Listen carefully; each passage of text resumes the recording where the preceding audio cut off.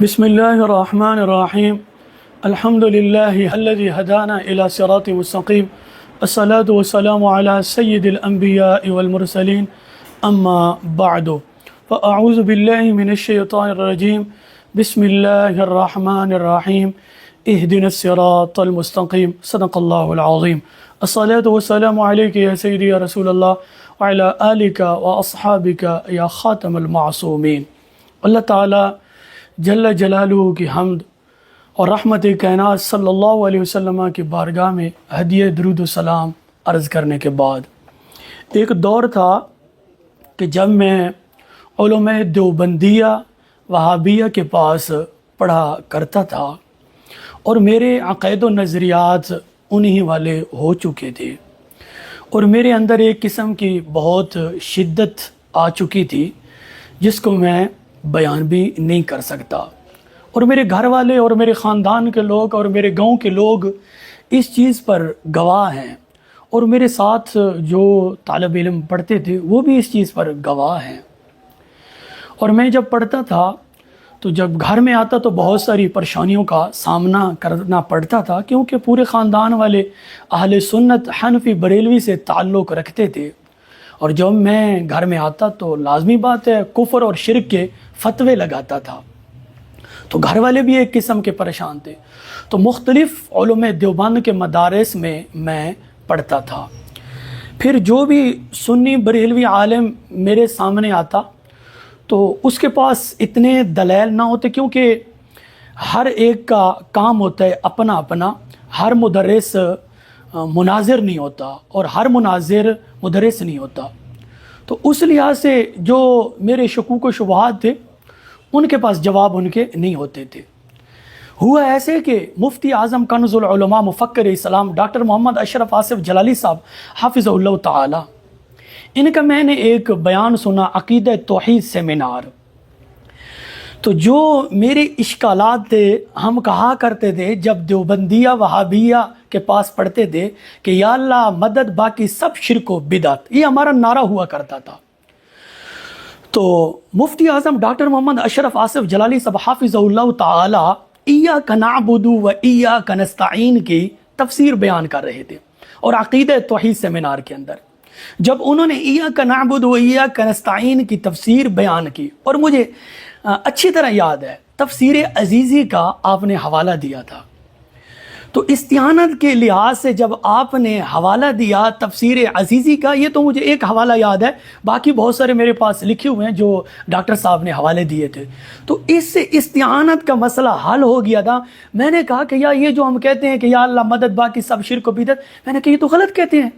جبکہ قرآن مجید اور اہل سنت کے بڑے بڑے شیوخ الحدیث محدثین وہ تو اور کچھ کہتے ہیں. تو اس سے مجھے سمجھ آ گئی کہ عقیدہ توحید یہ وہ نہیں ہے جو دیوبندی پڑھاتے ہیں وہابی پڑھاتے ہیں. اصل عقیدہ توحید وہ ہے جو ڈاکٹر محمد اشرف آصف جلالی صاحب نے بیان کیا تھا.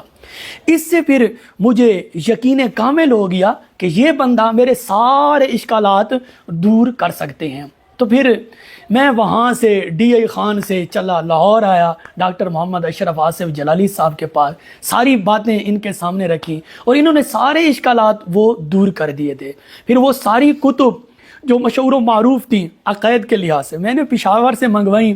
اور جو ڈاکٹر صاحب نے حوالے دیے ان کو میں نے دیکھا، ان پر میں نے نوٹس لگائے، پھر خود پڑھا، پھر دیکھا، تسلی کی. پھر ڈاکٹر صاحب کے ہاتھ پر میں نے اپنا ہاتھ دیا اور دیوبندیت وہابیت کو چھوڑ کر مسئلہ کے حق اہل سنت و جماعت حنفی بریلوی کو میں نے قبول کیا. اور یہ فیض ہے شیخ الحدیث و تفسیر مفتی سید جلال الدین شاہ صاحب حفظہ اللہ تعالی، یہ ان کا فیض ہے. اور ان کے مزارات شریف کے ساتھ جہاں پہ ان کا مزار ہے اس کے ساتھ میں پڑھایا کرتا تھا. بکن ایک گاؤں کا نام ہے. تو اس وقت میں چونکہ دیوبندی تھا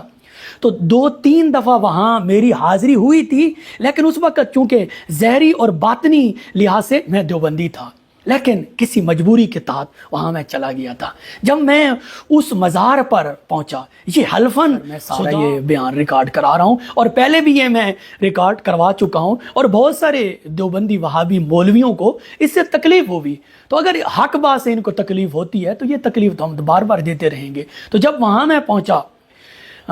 پیر طریقت، راہبر شریعت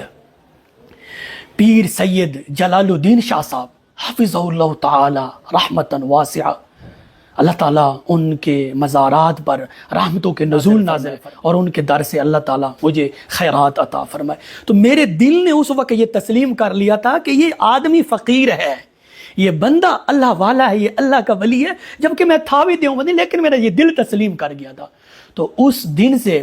پھر اس کے بعد ڈاکٹر محمد اشرف آصف جلالی صاحب کی میں نے وہاں تقریر بھی سنی تھی،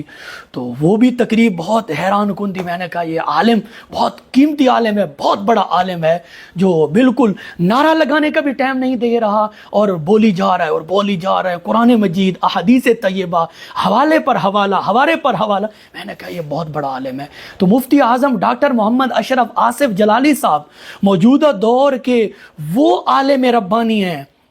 وہ عالم ہیں جنہوں نے صرف میں نہیں، میرے جیسے کئی گنہگار لوگوں کو جو دیوبندیت وہابیت کے مسلک پر تھے اور انہوں نے وہابیت کو چھوڑ کر مسلک حق اہل سنت و جماعت کو قبول کیا، یہ مفتی اعظم ڈاکٹر محمد اشرف آصف جلالی صاحب کا فیض ہے اور ان کے مرشد کا فیض ہے، اور یہ فیض رکنے والا نہیں ہے، یہ قیامت تک جاری و ساری رہے گا۔ اور میری دلی دعا ہے کہ اللہ تعالیٰ ڈاکٹر صاحب کے فیض کو قیامت تک جاری و ساری فرمائے۔ اور جو آج رو رہے ہیں، چیخ رہے ہیں دیوبندیت، اور جہاں سے کوئی نکلتا ہے ڈاکٹر صاحب کو چیلنج کر دیتا ہے، ان کے لیے تو ہم بھی کافی ہیں، ان کو ہم کہتے ہیں کہ ہمارے سامنے آؤ، ڈاکٹر صاحب تو بہت بڑی چیز ہیں۔ تو ایک نے کہا کہ میں بیٹھنا چاہتا ہوں، تو اس کو میں نے کہا کہ تقی عثمانی سے تو لکھوا کے لے آ، میں ڈاکٹر صاحب سے لکھوا کر لاتا ہوں، تو آمنے سامنے بیٹھ جاتے ہیں، تیرا لگ پتہ جائے گا۔ لیکن وہ بھاگ گیا۔ تو آج کل کے جو چیخ رہے ہیں، رو رہے ہیں، ان کو تو میں نے پہلے آزمایا ہوا ہے، ان کو تو میں نے پہلے دیکھا ہوا ہے۔ بھائی میں تو تمہارے گھر سے تیار ہوا ہوں، مجھے تو تمہاری ہر چیز کا پتہ ہے،